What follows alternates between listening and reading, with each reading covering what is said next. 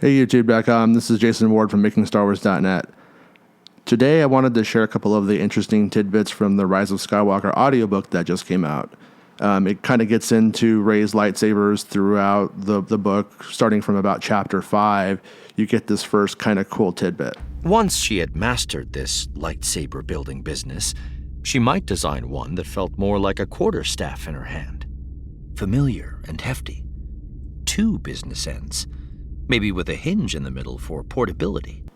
So as we can see, Rey has the idea of modeling her lightsaber after her quarterstaff from Jakku, which makes a lot of sense since that's served her well, and there was no dark side jazz with it or anything like that. But when you get to the actual vision that Rey has of Dark Rey, we see the quarterstaff in action that she has in mind here.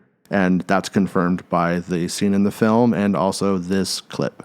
Swung her blades apart, forming a long, fiery quarterstaff. It was the very saber she tentatively began designing in her mind. Like originally, I had heard that George Lucas wasn't super happy about the idea of the double-bladed lightsaber kind of stuff. In one of the original comics that goes back in the day on Onderon, you had the first double-bladed lightsaber.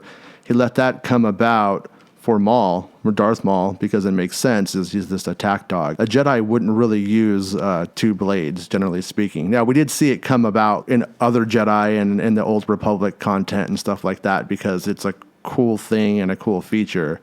But in terms of what the weapon says about character, it doesn't really fit into somebody who's going to be picking up the Skywalker mantle. So I could kind of see why they didn't go that route. But it does confirm that Rey did still use those elements of it to make her final saber, which is what we saw in the film and we all guessed and picked up on already, but the audiobook confirms it. Her lightsaber glowed white gold as she gazed at it a long moment. It was single-bladed, with an outer casing and emitter salvaged from her quarterstaff.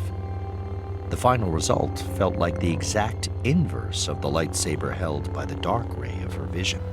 I really like how Rae Carson, the author of the Rise of Skywalker novelization, introduces the saber idea in Chapter 5. Then in Chapter 13, we get the Dark Rey. And then by Chapter 21, we have Rey completing the saber. And it's not like the one that evil Rey had, you know? She doesn't have those creepy fangs or that messed up lightsaber.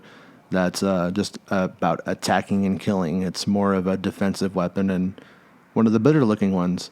So all in all, I'm really digging the audiobook, and if you are an audiobook person or a person who reads novels, I suggest picking it up. I think it makes the film actually a bit better and a little bit more coherent at times. So I'm a big fan of it at this moment, but I'll be sharing more from the audiobook and more little interesting tidbits if you guys are interested.